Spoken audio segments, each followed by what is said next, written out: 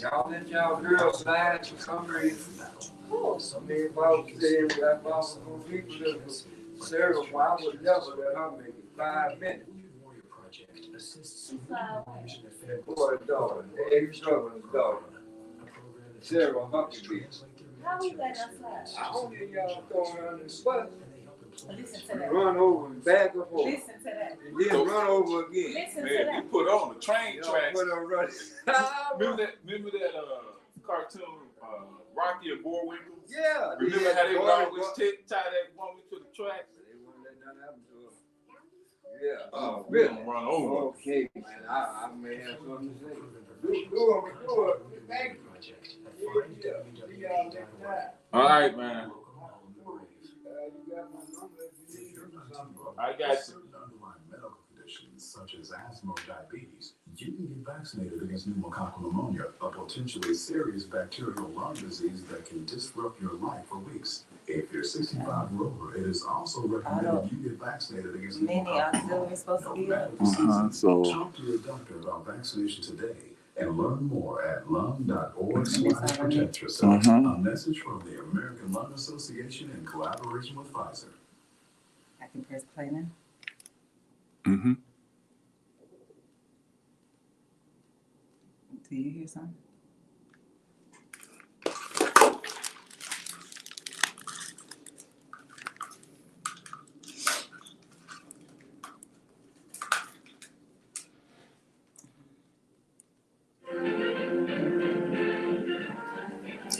Nations most impressive Easter demonstration. 75,000 Lincoln Memorial to hear Mary Anderson, color contralto, make her capital debut at the Great Emancipator Shrine. Refusal of the DAR to let her use their hall, and a countrywide controversy, with this great gathering at the climax. The singer was invited by Secretary of the Interior, Higgins, who attends with Secretary of the Treasury, Morgenthau. Spectators include Supreme Court Justice Black, New York Senator Robert Wagner, and a host of notables.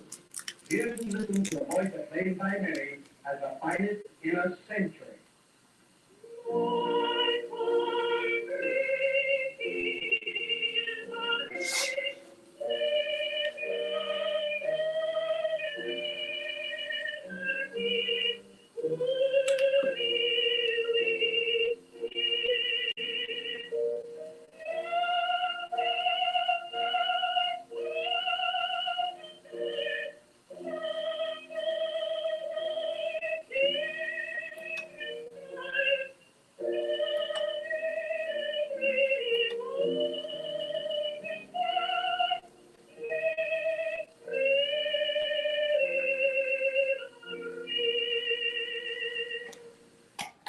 Yes, you were listening to Marian Anderson. Well, she's going to ground our conversation today for Community Voices right here live at KABF 88.3 FM, where we are the voice of the people. Sawubona to you this morning, reminding us that we are bound in the spirit of oneness by our humanity. How would it look for you if you realize every time you look at any human, especially when you look at me, you realize that I am you. I am a reflection of you. Would it change the way that you act? Would it change the way that you talk? Would it change the way that you think? What would it mean for us to live into the spirit of oneness? That's going to be undergirding our conversation today, that is grounded in Marian Anderson singing My Country, 'Tis of Thee on the steps of the Lincoln Memorial. But before we get started with our conversation, I want to make sure that I pause for just a moment and say thank you. Say thank you to all of you who are always listening. Elle just left out of the studio and said, I'm going to be listening, and calling us. I mean, Elle just called us out a few minutes ago. Sure did. Call us straight out. I don't hear y'all talking about the governor. We're going to talk about the governor this morning. So all of you who are listening, we appreciate your support. No matter how it manifests, whether it manifests in your monthly financial contributions, whether it manifests in your messages to me on Facebook or text messaging, whether you call me on the phone, whether you send me a video to watch, whether you send me an article to read, whether you suggest a book for me to read, however you show up for us, we are forever grateful. And we just want you to know that we do not take your presence in this space for granted. Even those who don't call, and I know you're listening but you don't call. Even you, we are grateful for your presence in this space. So I just want to make sure that we start every single conversation in gratitude, gratitude for you. And I want you to be greeted by your co-host, the Pastor Toney Orr this morning. Good morning. Thank you, Denise. Good morning, everybody. Just so grateful that you're tuning in this morning. And just want to remind everybody, our 2-week last quarter pledge drive starts on Saturday. It's going for 2 weeks. So get your pledges together, get your donations together, and continue to help KBF 88.3 FM, Voice of the People. It was kind of funny when Elle said that about Governor Sanders, and the only thing I could think about is Halloween, and some of us are getting tricked, and some of us are getting treated.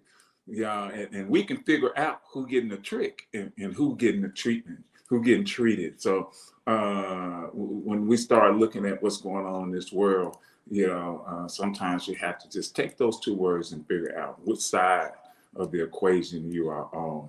And so looking forward to a great show. It looks like you have an announcement. Yeah, so I have several announcements that I want to get out. So Bank on Arkansas Plus, celebrating 5 years. You are cordially invited to Building Beyond the Bank Account, celebrating 5 years of Bank on Arkansas. This will happen Wednesday, November 1st, 2023 at 10 a.m. at Bank of the Ozarks headquarters. That's 1800 Cantrell Road, 18,000 Cantrell Road here in Little Rock, Arkansas, 72223. There will be light coffee and breakfast will be served beginning at 9:30 a.m. That's Building Beyond the Bank Account, celebrating 5 years of Bank on Arkansas, Wednesday, November 1st, 2023, 10 a.m.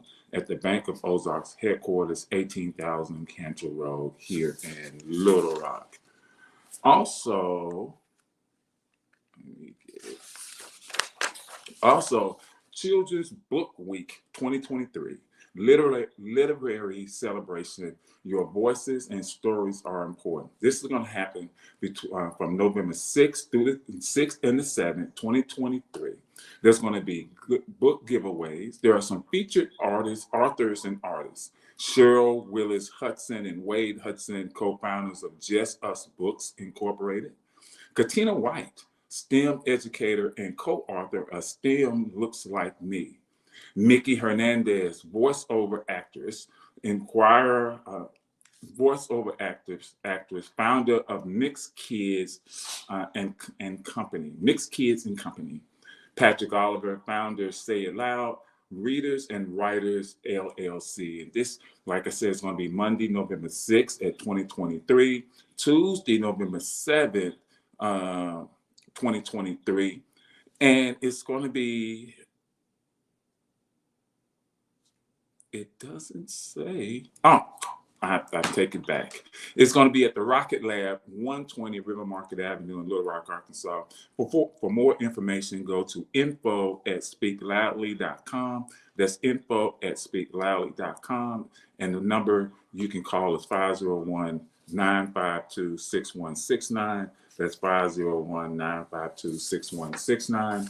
And the last announcement is a community outreach symposium. It's going to be held Thursday, November 9th, 2023. The meet and greet starts from 9:30 to 10 a.m. The program starts at 10 a.m. to noon. It's going to be held at UA Little Rock downtown, 333 President Clinton Boulevard. Menu, tea, coffee, and pastries, light refreshments. For more information, you can go to Courtney Jones at cjones@cals.org. That's cjones@cals.org.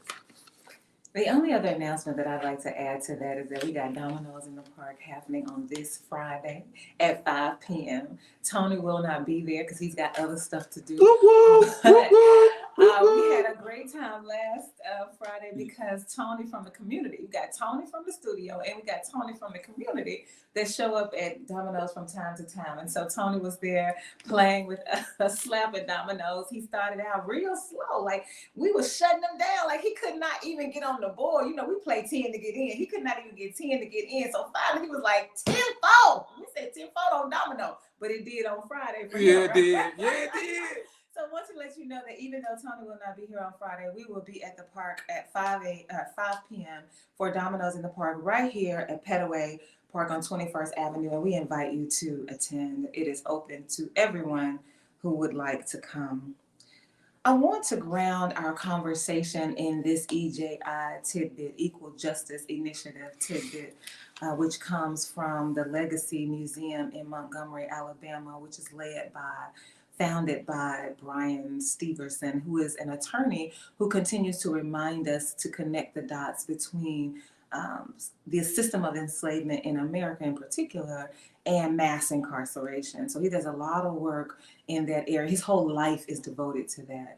But on October 30th, I don't want to read today's because today I think all of the tidbits are pertinent, but I think this one continues to ground us in the space. On October 30th, which would have been yesterday, in 1967, Dr. Martin Luther King Jr. and the Reverend Ralph Abernathy were jailed in Birmingham. So on October 30th, 1967, Dr. Martin Luther King Jr. and the Reverend Ralph Abernathy were arrested and forced to begin serving sentences in Birmingham jail because they led peaceful protests against unconstitutional bans on quote unquote race mixing in Birmingham in 1963. In April 1963, a series of civil rights protests occurred in Birmingham, Alabama, to challenge segregation in Birmingham's public accommodations. Pro-segregation white residents and local police, led by the city's notorious public safety commissioner, Bull Connor, responded to the protests with violence and legal suppression. Again, on October 30th, 1967, Dr. Martin Luther King Jr. and the Reverend Ralph Abernathy were arrested and forced to begin serving sentences in Birmingham jail because they led peaceful protests against unconstitutional bans on race mixing in Birmingham in 1963. I just want to pause for just a minute. Tony, I heard you saying, I wanted to see, do you have a comment before we even get started? Yeah, my comment is this, and it goes back to something we've said over and over and over on multiple shows here at KBF 88.3.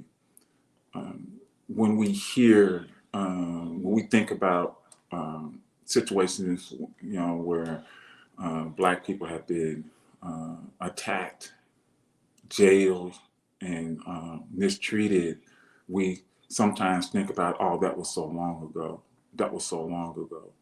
But it wasn't so long ago. When you said, I was 2 in 1963, we're close to 2 in 1963, and then in 1967, I was 6,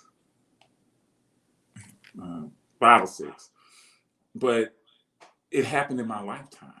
And that's what we have to remember, that it's not so long ago, it happened in our lifetime, but it continues to happen even now in our lifetime. And so when we talk about Dr. King and Reverend Abernathy being jailed because they dared to suggest that it is possible for us to live in a world where all of the races can exist together. First of all, let me just continue to say that race is a construct. There is no such thing as Black. There is no such thing as white. There is no such thing as brown. There is no such thing as red. There is no such thing as yellow.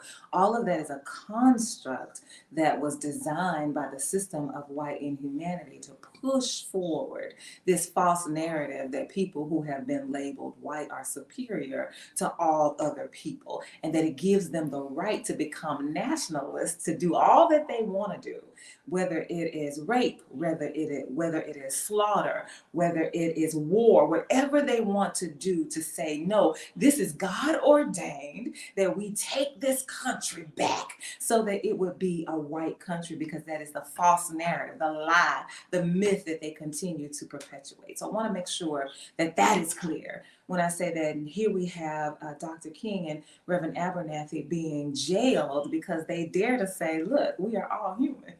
That's what the Sawubona invites us to not just consider, but to live into. We are all here. Nothing separates us. We share. Do we realize that we share 99.9% of the gene pool? All of us share it together, regardless of who you are, regardless of your socioeconomic status, regardless of your educational level, regardless of your political affiliation. We share 99.9% of the gene pool. So for you to decide that because your skin is lighter, you are somehow better, it is just a lie. It's just a lie. It's just a lie.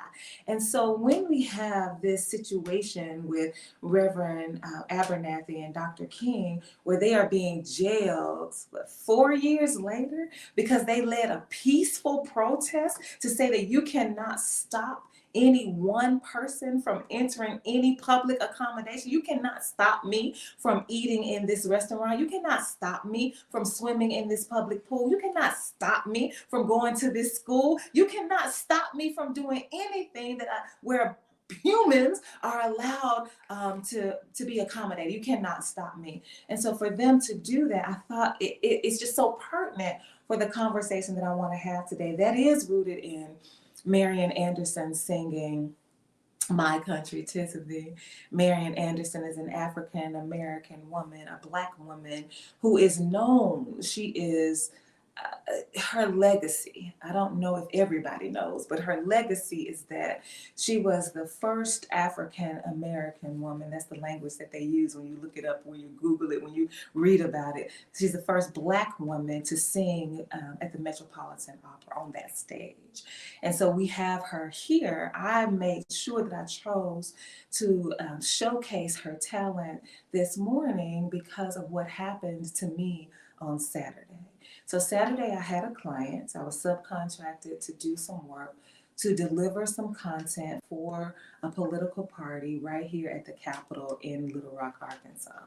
8:30 in the morning, extremely early for people like me. Everybody's not a morning person. I know some people are. Tony, I think you're a morning person. I am not a morning person. So for me to be ready, to deliver content at 8:30 in the morning means I had to get up extremely early to get myself together to go. And so when we were finished, it was 8:30 to 10. When we were finished, then we were simply trying to walk out the door.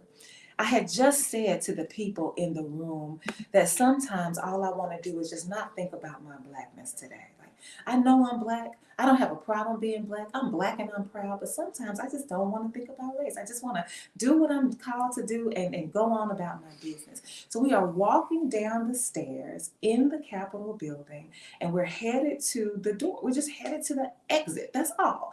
And my friend Sakia says, Denise, I don't think you saw this. What you talking about? And she stops and she points at the display that's on display at the Capitol for the Daughters of the American Revolution. I said, wait, what now? She said, that's what I thought. I thought you weren't paying attention. Oh, of course I'm not paying attention. It's 10 o'clock on a Sunday, on Saturday. I'm just trying to get out of here. So she's like, look. And so I stopped and I didn't even want to read about it.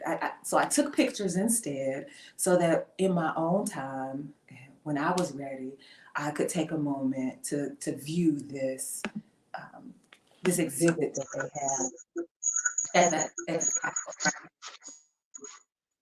And so immediately when I started with the Revolution, I thought about our governor, Sarah Huckabee Sanders, who has decided that people who are government employees cannot use the word person when they're talking about people, particularly if they are pregnant or if they have a menstrual cycle. You cannot call them a person because that diminishes what it means to be woman. So when I'm looking at the Daughters of the American Revolution being on display in the Capitol right here in Little Rock, and thinking about the audacity of her to say she's concerned about how we treat women, and then thinking about the LEARNS Act, where the governor, Sarah Huckabee Sanders, has decided that to teach African American history is to promote indoctrination, is to continue to support things that cannot be justified. Right? Like it's some lie that people have made up that there was enslavement, African American, Black enslavement in this country in particular. There was enslavement all across the world. Yes, I'm just talking about in this country. So for me to be looking at this display of the daughters of the American Revolution in the Capitol, where you've got this room, you've got this office for the governor, who says, well, no, I want to promote women and I want to make sure that we are not indoctrinating folks. I said, well, let me take a look at this display. I want to see if the display says anything about the racism that is rooted in the daughters of the American Revolution. And what would be the best manifestation of the racism, so that we can say, this ain't no lie we telling about how y'all treat Black people. This ain't no indoctrination. This ain't no myth. Marian Anderson is the embodiment of your racism towards Black people as daughters of the American Revolution, because the daughters of the American Revolution were the owners of Constitution Hall, and they denied Marian Anderson the opportunity to perform on their stage because they said, oh no, we can't have Black people in here. Y'all can't be on the stage. But I do want to say that it's true that there was a section in the Constitution Hall up in the balcony where a few Black people could sit if you wanted to, only when there were Black performers, if that happened. But they invited some Black performer. I don't remember, I can't find the name. Y'all help me find the name. And that Black performer said, I'm not coming up in there and you just letting Black people sit in this little bitty section and you, no, I'm not doing it. So when the Black person dared to say, this is not the kind of venue that I want to showcase my God-given talent. This is not the kind of venue that I want to support with your ideology that Black people are inferior. That's when they decided, well, I tell you what, we won't have any Black people at all on our stage. So when Marian Anderson was coming and bringing forth a crowd of 75,000 people who were coming to hear her contralto voice. Contralto means that she can sing those deep, robust notes that penetrate your heart. And she can go all the way up and sing that first soprano note that my mama used to sing in the church when I was growing up. So this woman that has this more than one octave range in the area of opera, which was not something that many of us as Black folks, we didn't even feel like it was an avenue that was open to us. But here she is, renowned as, we know her as the best voice of opera, especially at this time. And you deny her, you daughters of the American Revolution, simply because she is Black. If you are going to now use this display in the Capitol, in Little Rock, to say it's because I support women, is it that you support women, Sarah Huckabee Sanders, or is it that you support white women? Is it that you support inclusion when you say, I want to make sure that you don't call a pregnant woman a person? You can only call the pregnant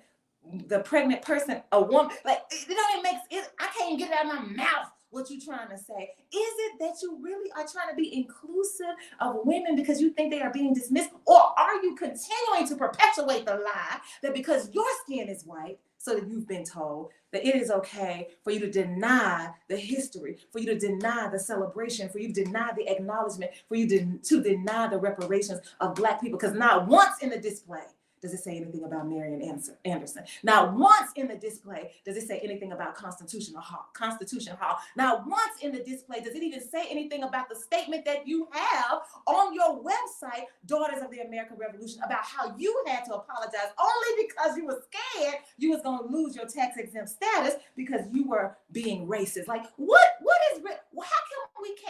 can't we just tell the whole truth and nothing but? Especially since you say you're Jesus followers. It wasn't Jesus about the truth. It's really just, we really continue to go in this circle of hypocrisy. We continue to just matriculate in these these ridiculous myths that white people have to continue to believe, the system of whiteness has to continue to believe, because you cannot tell the truth, because if you tell the truth, it will expose yourself. But how better to be a human than to take a look at yourself in the mirror and say, ouch? How better? You know, it is interesting, like I said earlier.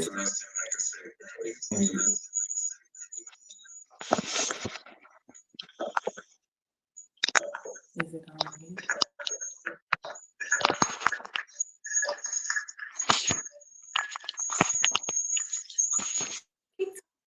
Yeah, it is interesting. Like I said, like I was trying to say earlier when I said trick or treat. You know, are you being tricked or are you getting a treat? And here's our governor, Sarah Sanders, who has said that she wanted to, in her executive order about these, what words can be used and not be used, that she said that she didn't want to erase women, that she was afraid that women were being erased or not being recognized because of these words, which really, really, really is funny, because she is a strong advocate of abortion rights. So on one end, you say you don't want women to be erased, but then on the other end, you don't want to have women to have any rights over their own body. You know, you don't want women to decide for themselves how they want to control their own reproductive system. And so it goes back to what you said, Denise. This hypocrisy. Something else that's interesting is that, because I was looking at the news this morning and it was talking about all these states that have gone to this zero abortion ban. And when going back to what happened with Dr. King and Dr. Ralph Abernathy, even though the federal government had decreed that, you know, racism or any type of segregation was unlawful, these states, especially in the South, and Alabama was one, who openly said that we don't care what the federal government said that this is our state, we're going to run it the way we want to run it, even if it flies in the face of federal authority. And then when you look at what's going on here in Arkansas, especially with abortion, especially with these executive orders that Governor Sanders are putting out, they fly in the face of some things that that doesn't make any sense. It flies in the face of some laws that are on the books that operate or give people the opportunity to make decisions for themselves. And so I just find it just so interesting. And like I said, either you're going to get tricked or you're going to get a treat. Well, I think it is important for us to remind people, or to educate those who may not know already, that the attack on abortion is fueled by the system of white inhumanity. It's fueled by the ideology that says that white skin is superior, because the numbers are clear. It is clear that white people are not the majority in the global world, that you are not the majority. And so in order for white people, those people who are fueled by whiteness, to continue to perpetuate this lie that they are superior, they've got to do something to impact their numbers. And one of the ways to do that is to stop people from having abortions. But it's not to stop white people from having abortions, because white people are still, no matter what laws they pass, white people will still have, white women, since the governor wants us to say women, white women will still have an opportunity to have an abortion, because all you have to do is change the code for the for the procedure that you are performing. So the doctor changes what they call it when they perform the abortion, and then it is now registered as something other than abortion, and so it does not go down on the records as you having had an abortion. But when you are poor, and when you are Black in particular, but when you are poor of any race, but when you are poor and Black, you do not have that option because you don't have access to the kind of health care that affords you those options of having a conversation with your doctor where your doctor says, oh, I'll just code it this way. So let's just be clear that this notion of I want to fight against abortion is because I'm concerned about the family, I'm concerned about children. No, that's a lie. You're concerned about the numbers of white children that are not being born. And what's interesting, and that's why we also have now, I don't know about you, Tony, how many times you have an opportunity to look at the forms that people have to fill out, the demographic information that is being collected now. It's imperative now, according to the form, that you tell whether or not you are Hispanic or whether or not you are non-Hispanic. So you can check white, but then even if you're white, we need to know whether you are Hispanic or non-Hispanic. And why is that? Again, this is a push. It is a campaign to try to reconfigure the numbers that have already proven. Because one thing about numbers, they are exact.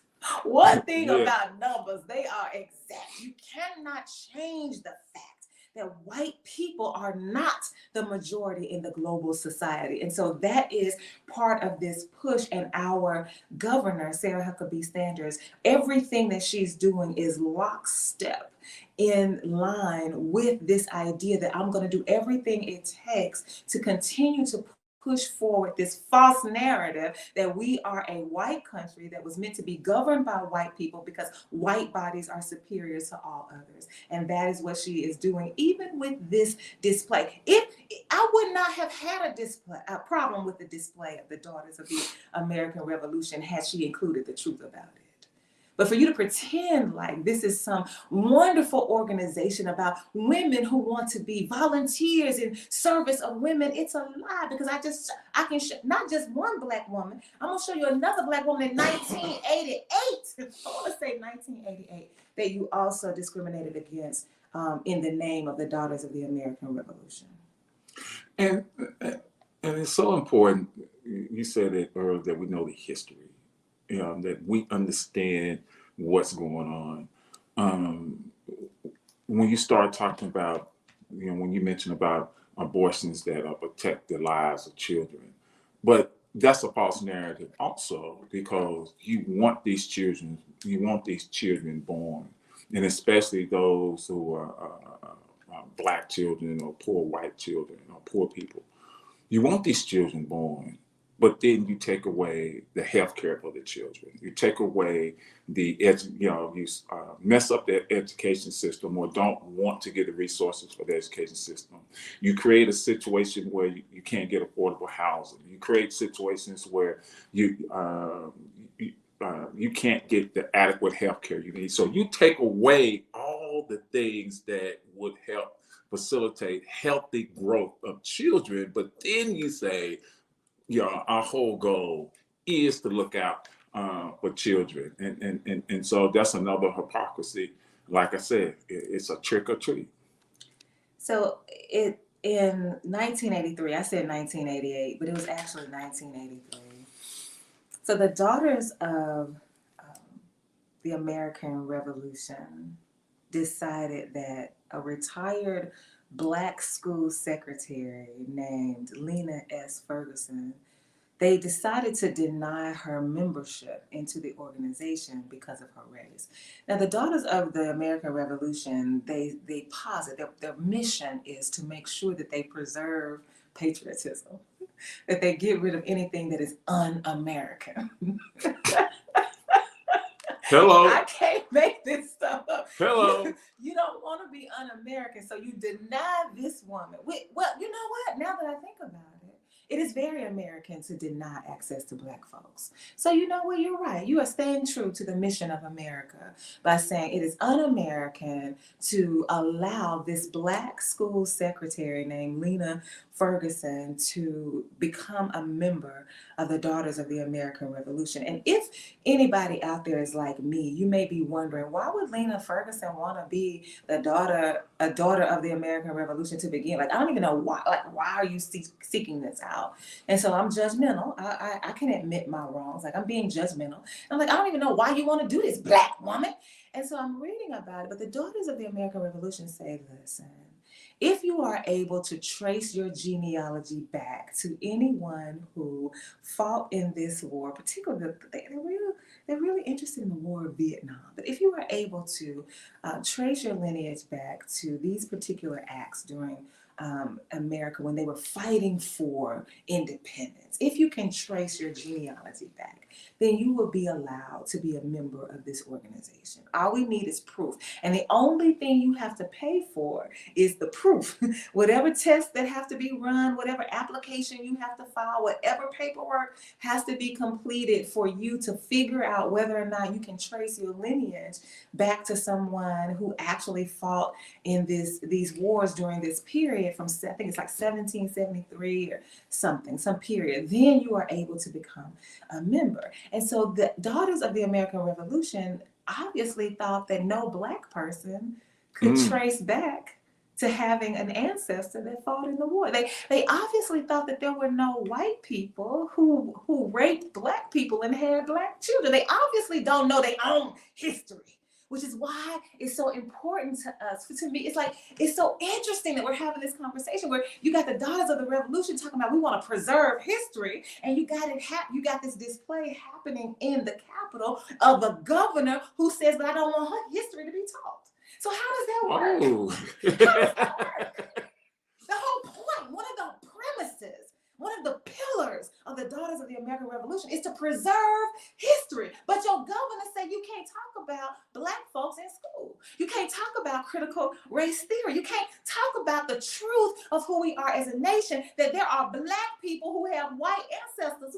Why? Because we were raped. Why? Because you thought that our bodies meant nothing. We were 3/5 of persons, people. We were properties. We were the property of folks. You commodified us and did what you want to do. So you're going to tell this Black woman who can prove that she has a white ancestor, oh no, but because you Black, you can't possibly be in this organization. How does that work when none of us can say this is a pure race because of what happened during the system of enslavement, particularly in America? It happened all across the world, but I'm just talking about America right now, especially in the dirty South, especially in Arkansas. Arkansas can't say nothing good when it comes to how we have treated Black bodies, except thank God for Mississippi. Yeah, it's interesting because we were having this conversation yesterday on a show. Terry Hollingsworth, who was Pulaski County circuit court clerk, and we were talking in Arkansas, especially Arkansas. We talk about Mississippi, we talk about Alabama, we talk about Georgia. Arkansas is the only state that has not had an elected Black U.S. Senator, U.S. Representative, or constitutional congressional officer here in the state. That's governor, lieutenant governor, attorney general. Never. Of all the states that seceded from the Union during the Civil War, every other state has had some form, in some way, a Black person serve in some of these highest offices, but not Arkansas. And so when you talk about, Denise, when you talk about wanting to say you want to preserve history, but in the state, but then you're denying history, and then you think about what you said about how this state has treated Black bodies and how it treated Black people as a whole. It's amazing when Arkansas tries to say that it is this. I heard a quote that said that Arkansas was the up and coming place in the South. And I'm like, how Up can it and be? coming place for what? Business, up and coming place to live, up and coming place for whether it's retirees or it's a place to live. And it's so hard to imagine that when you have all these different things hanging over Arkansas that it's not, I don't think they don't want to address it.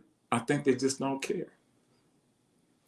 Well, I do think they don't want to address it. They don't want to address it because it means that you have to then own your complicity in what happens. So the system of white inhumanity continues to benefit white folks. And you have to, anytime I see a commercial or anytime I see a billboard or anytime I see any kind of marketing that says we were established in 1800 or something, we were established in 1700, then for me, it's clear that you were established when Black folks were property. And so for you to now use this, like, look how long we've been around serving the community. I'm like, wait, so you just gonna gloss over the fact that the reason that you were able to build this company where your children continue, your grandchildren continue to run this business and continue to acquire this wealth is rooted on the backs of Black people. You just gonna gloss over that fact? And that's what they do. That's what's happening with this display of the Daughters of American Revolution. It does not at all address, it doesn't even say, hey, we've got a complicated history. It doesn't even say that. It doesn't say we realize that there are some lessons that we've learned across the years that we've been in operation, and we want to tell you about them. We want to let you know that we've reckoned with our past and we are now trying. Doesn't say any of that. It makes no mention at all of this organization's impact on Black bodies. And that's the history that I think that I know they want to be taught, any history that glorifies and celebrates whiteness and does not at all challenge or reckon with or even acknowledge the fact that you ain't right. Your history is, you are rooted in racism, capitalism, sexism, all of that. You're rooted in that. It is in your DNA. And so I don't think they want to talk about it because when I can't remember that particular legislator's name who participated in the privilege walk, and he realized how much privilege he had because he was at the front of the room. Lowry. And he said, I don't want this to be taught in the school because I don't want my children to feel guilty. I don't want them to feel bad because of their skin color. I don't want them to have any feelings of discomfort. And so that is what this campaign against CRT, this campaign against African American studies, this campaign against acknowledging the history of Black folks is because we want to make sure that we keep white people comfortable. That's what we keep doing. And so I thought it was interesting, this part about, I got to find this biography. I didn't know that there was a biography about Marian Anderson, but there is. Clearly it must be because I read that she has a biographer. A person can't have a biographer unless there's a biography written by them. So I'm like, okay. And then his name is Alan Keller. And he says this about Marian Anderson. So when you talk about Marian Anderson having to go before these 75,000 people who have gathered to hear her sing. And it's what this event is, what culminates the outrage of what happens with the Daughters of the American Revolution because they denied her access to their stage. Because what happened was Howard University said, we want to center Marian Anderson. Her voice is spectacular. It is amazing. She epitomizes Black excellence. We want to make sure that the whole world has an opportunity to experience her voice. But they knew that there was no venue on Howard's campus that they could think of that could accommodate the number of people that would flock to hear this amazing, outstanding voice of Marian Anderson. So they thought about Constitution Hall. This is a place that absolutely can't accommodate the size of the crowd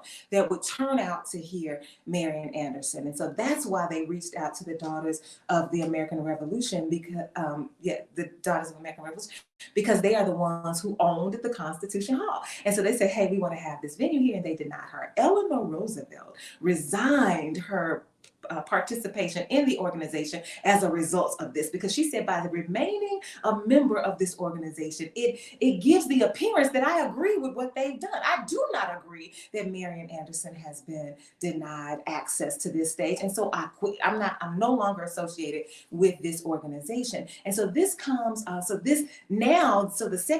one of the officers in the NAACP says, we got to figure something out. And so they were the ones who reached out to Icky to say, let's figure out where we can go. And then that's when this idea was brought to fruition, that we will have this at the steps of Lincoln, because Lincoln is known as the emancipator, right, of Black slaves. That's the story that we tell.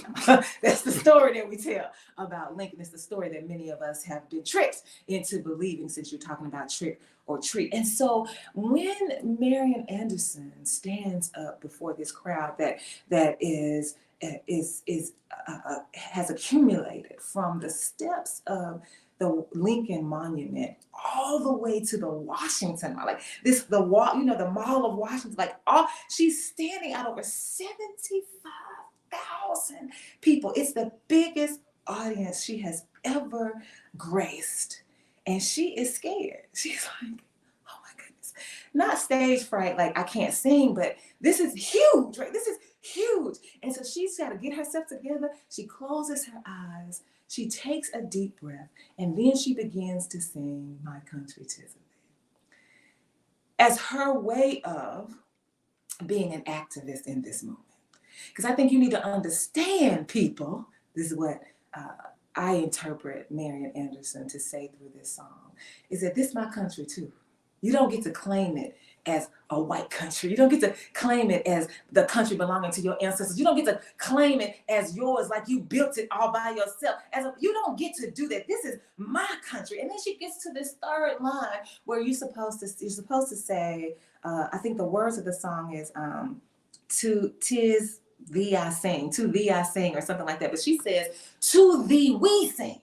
Because she's calling us forward. This is her way of being an activist in the moment, to change the words of the song to say, no, it must be inclusive. Now she's scared to death, shaking on the inside, but her voice booms across the microphone, and it ignites the hearts of the people who are gathered. But listen to what her biographer says.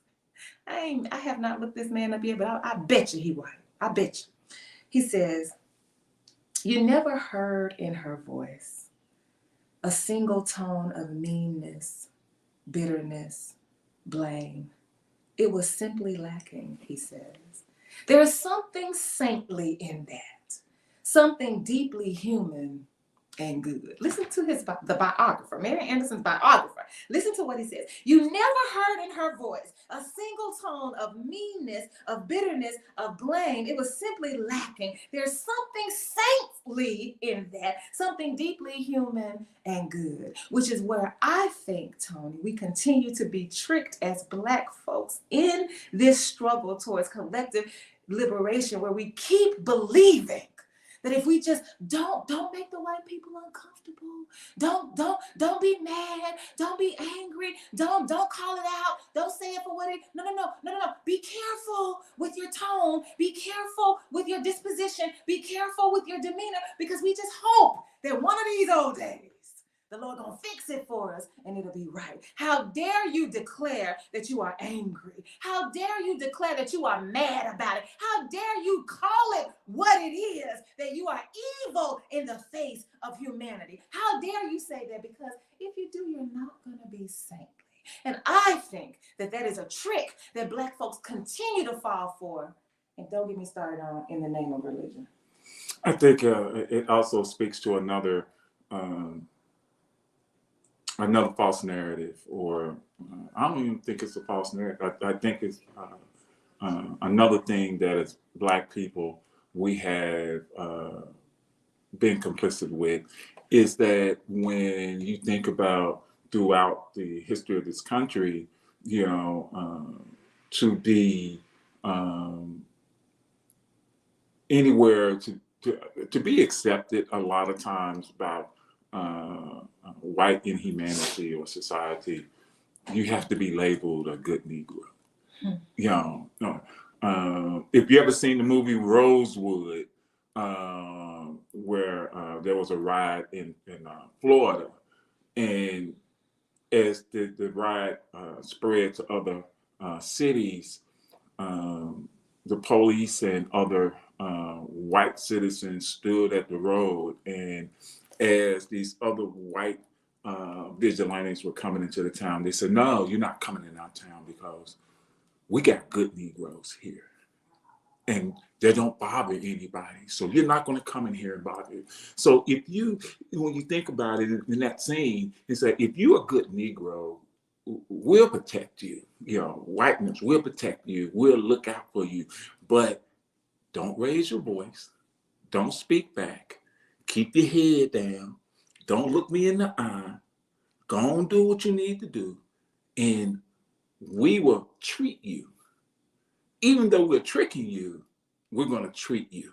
And I think that's what happens a lot of times. And when it comes to Black folks, is that we have that idea that if we just be good, then we can reap some benefits. We can reap some things if we good. But at what cost are you going to have to be good? At what cost? And what is going to cost you to be good? You know, are you going to continue to be treated as second-class citizens? Are you going to continue to be treated in an inhumane way? Are you going to continue to let your children be treated? Are you going to continue to be subjugated to this system that doesn't look out for your health, that doesn't look out for your education, that doesn't look out for your basic needs? Or you can continue to do that just so you feel that you got a treat coming. And so, is it going to be the benefits that you receive by being a good Negro allow you to separate yourself from the other Black folks? Because you feel like since you over here being treated by the white folks, you are somehow different than the other Black folks. You are somehow disassociated from those who live in the quote unquote hood. You are sometimes some kind of way better than the ones whose pants are sagging. You some kind of way better than the ones who are playing the rap music loud on their radios. You're some kind of way better than the rest of us because you are good Negro. So you've been tricked into believing that you are different than the rest of us. And I know y'all are out there believing that, because I used to be out there believing that too. Because I had been named and believed to be and labeled as the good Negro. I want to get this comment in. Here's Phyllis Brown. Here's an unknown Black history fact. Lena Santos Ferguson was denied membership to a local chapter of the Daughters of the American Revolution in 1980 due to her race. After applying multiple times, she was admitted to the organization as an at-large member in 1983, becoming the second African American member. And she was only admitted, this is me adding on to what Phyllis Brown said, she was only admitted because the tax-exempt status that the organization held was called into question. It was being threatened by the government because of their racism. And that is the reason why they decided, let us let her in. Not because they had an epiphany, not because Jesus told them to do so, not because they believed in equality, because they were trying to right the wrongs of their past, but because they were scared they were going to lose their tax-exempt status. And so she's an at-large member, which is different, right, from being just a regular. Like, why she got to be an at-large member? And so it's important for us, again, if we're going to talk about how we are tricked and how we are treated, we got to talk about how we have to pay attention to what motivates the system of whiteness to act on your behalf. And so I was the pastor of a white church for 5 years. And I did not know this until after I got there. But when they were announcing that I was coming, because I'm United Methodist, and so we appoint pastors. And so you are appointed, the bishop, they decide who's going where, for whatever reasons. I don't want to get into all of that. But I was appointed to this church. And so they were letting the people know who's coming. And they would announce my pending appointment by saying all these things about me. They would talk about how I was educated in the public school system. They would talk about how I had a Bachelor of Arts degree in English. They would talk about how I have a Master of Arts degree in secondary education. They would talk about how I have a Master of Divinity degree from Perkins School of Theology on the campus of Southern Methodist University in Dallas, Texas. And they would talk about how I even have a PhD, a Doctor of Philosophy in Education, Supervision, and Administration. They would talk about all of these things, like building me up so that the people be like, oh. And then at the end, they would say, and she will be the first Black pastor of Mississippi City United Methodist Church here in Gulfport, Mississippi. And so the reason, I learned this later, the reason they would do that is because they hoped that by the time my resume was read, that the people were willing to receive this woman, because she must be a good one. If she's able to do all this, she must be a good one. She ain't gonna break no verbs because she got a degree. And so they were trying to build me up to be one that they could accept, so that when they finally said Black, maybe it won't matter so much. And I stepped right on into those shoes. Well, first of all, I didn't know, but I stepped right on in and played the part. And I'm like, how long? Some of us need to stop right now and ask, how long have we been tricked? And are we now ready to say, but no longer? No longer. Are we ready to say, I'm not being hunted like I was before for jobs. People not calling me and knocking down my email box trying to get me for jobs now. Not that I'm awake. No. What are we willing to sacrifice to say, you're not gonna keep tricking me? I was tricked because I didn't know any better. And see, this man right here, Keller, who is Marian Anderson's biographer, he thinks that he's tricking us by glossing over what she's done. He tells her story. He tells her story to say she was saintly because there was no hint of blame or malice in her voice. But Marian Anderson stood on her own 2 feet and she changed the words of the song. That was her way of saying, y'all not tricking me. I know what this is. In front of these 75,000, I know why I'm singing outside. Most singers don't want to sing outside. Do you know what the air does to your vocal cords? Most singers do not sing outside. And if they do, they don't sing very long. But she gave a whole concert. I know why I'm outside. It's because you refuse to recognize the we. But I'm going to call it out in this song that y'all love so much. This song that you claim as yours, I'm going to claim it as mine. My country, 'tis of thee.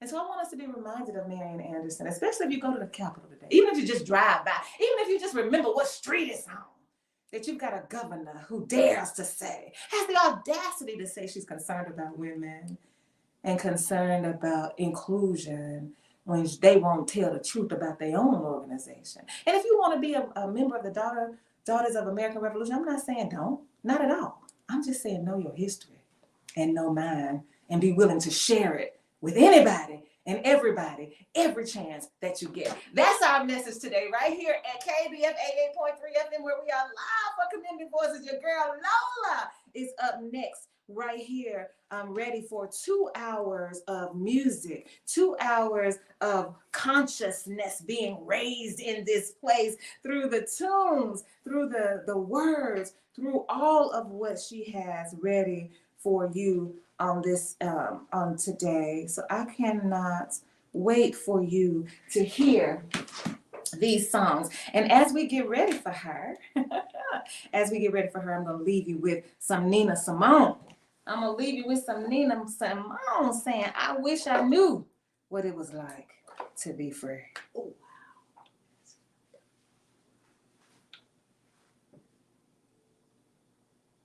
That's not playing.